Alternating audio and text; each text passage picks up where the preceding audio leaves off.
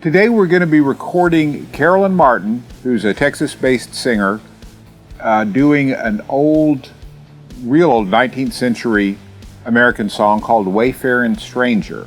And so we decided to do this partly because it's a great old song, and it's one that when Carolyn and I were talking about it, we thought this would be fun to treat as a real rootsy thing, as opposed to a gospel song.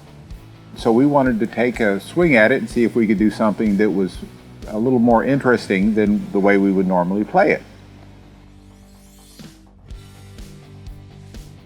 So along with Carolyn, who will be playing acoustic guitar and singing, we'll be using the Sweetwater in-house rhythm section. So we have people here who actually play on records for folks. We have Phil Nash, who's a wonderful keyboard player, piano and organ, as well as being a great producer. Always steal from the best. That's all you got. I haven't heard her version in a long time. Don Carr will be playing electric guitar. Hey, I'm Don Carr, and you're not. Nick DiVirgilio is our drummer. Nick has a long history working with prog bands, and he even spent a couple of years with one of the Cirque du Soleil shows. Can you make your arms like parallel to the ground doing this? And I'll be playing bass. The only thing we haven't decided yet is whether I'll be playing upright bass or electric bass. This one's more like every Motown record. It'll be whatever suits the song the best.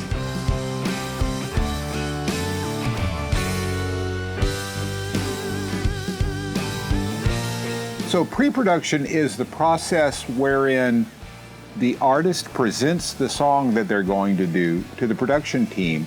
First, just play it top to bottom. Okay. Because the way I always mess up church when they go, and then we do 3 more verses. Right. Yeah. There are other verses that I usually just sing those 2 verses. There are other verses available. Well, that's because if you sang all the verses, the song Well, would be 7 minutes 9.5 long. minutes Yeah. long. Right. I like that. But if you like that good. length, Yeah. then we'll stick with that. So that's really a chance for the conversation between the producer and the artist, trying to figure out what the best way to present that song is. Let's go ahead and stop there. From the last line of that chorus, from the D minor. Going over home. So that's the turn right here. But maybe on the at the very end, maybe we could do I'm going there twice, and Sure. instead of and the second time going there. Once we hear what the song sounds like, then we can start making suggestions or decisions about how we should record it. Sometimes it's as simple as speed it up a little bit, slow it down a little bit. Other times we'll actually talk about changing sections around so that we have a verse here or a solo, or no verse and no solo. Just Yeah, I like it built in like that, where the turn starts right when she So finishes. going from the D minor, okay, let's go ahead and stop there. I mean, doing what you're talking about, da da da da da da da da, but after chorus 1. going over home. And we'll also talk about instrumentation. We may want an acoustic piano, we may want an electric piano, we may not want a piano. Kind of like the way the kids do these days. Yeah. And that's why I was thinking of maybe instead of, there's piano, but the whirly thing is so cool. Yeah, Maybe just playing the piano as though it'd be cool. But we don't know any of that until we actually hear the song and know what the artist has in the way of a vision, and then we help them to achieve that vision. Yeah, I like that. I like that. I think it's tight. It gives us a little chance to play, and Yeah. So cool. I think we will. That's a plan. What we came to do. We Yeah. did.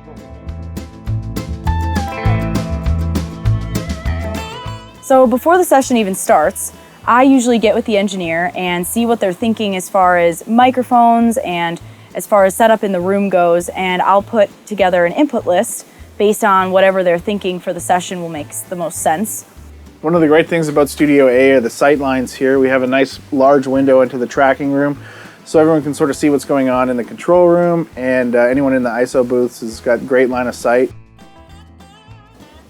We position the musicians on stations so that they can all see each other, and so that while they're playing, they can decide on parts together. You're not stopping on the second one at the end? No, we're not going to do this. Okay. We're only doing that on the first one. Doing that just at the turn, so the stop is not going to happen at the end. Only the turn is where it happens. Combined with our house band, or there's not a lot of fixing to do here, which is quite nice. Having those guys play, they play great together, and really set up an artist's song when they get a chance to. So it's a pleasure being able to be part of that team. That's the outro you're at right now, right? No, well, after the two lines of solos, let's do it on the following line. Which is, I got that, but when it gets to the 6 minors, go back to the other. Yeah, when we get to the 6 minors, go back to the other.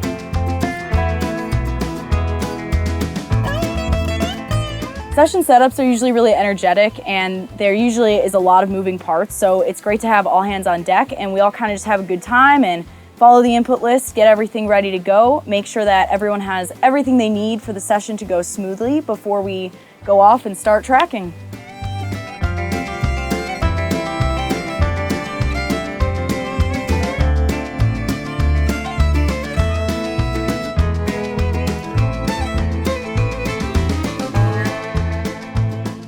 Hey there, I'm Nick DiVirgilio. We're at Studio A at Sweetwater Studios recording Wayfaring Stranger with Miss Carolyn Martin and our whole studio team here.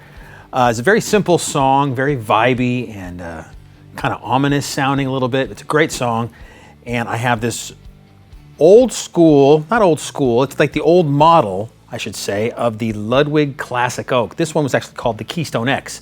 They changed the name to Classic Oak just last year, I think, but it's the exact same kit. Oak and maple wood, nice big fat sound on the drums.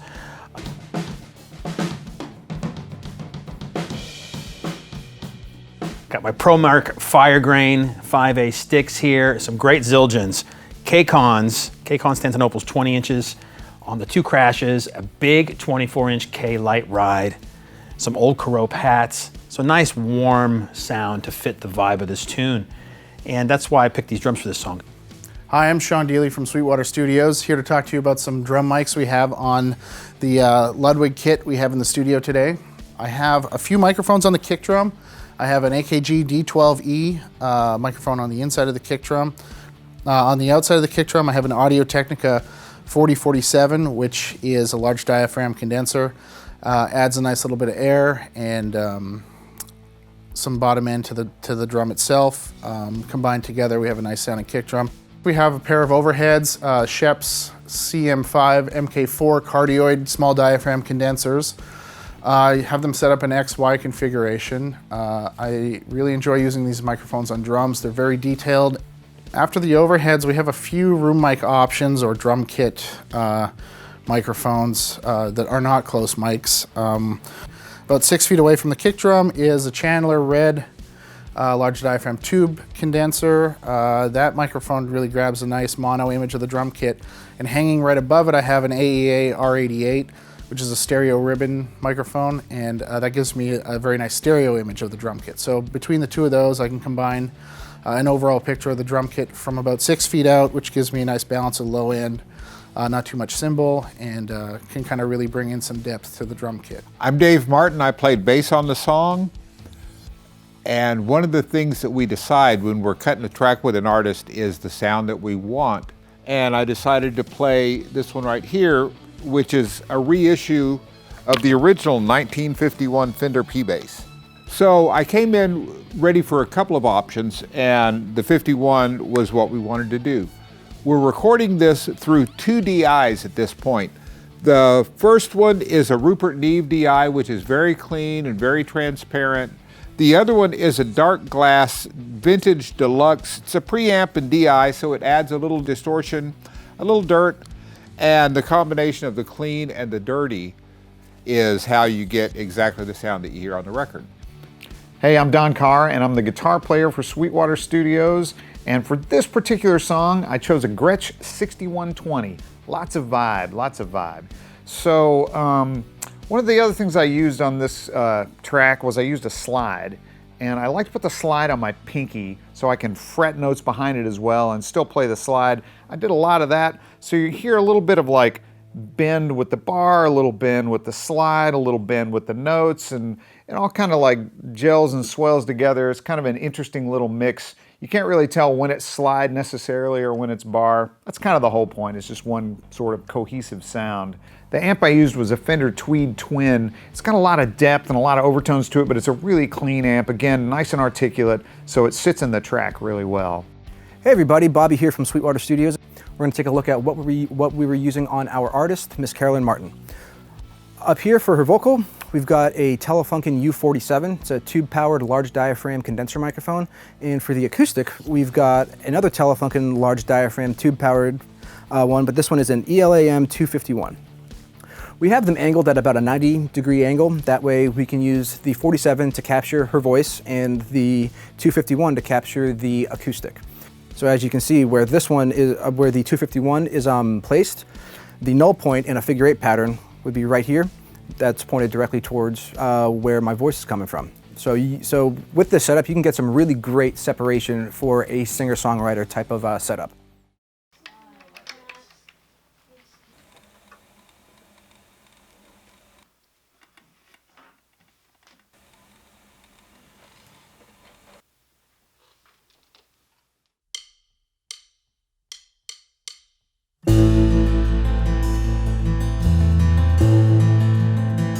I am a poor wayfaring stranger while traveling through this world of woe.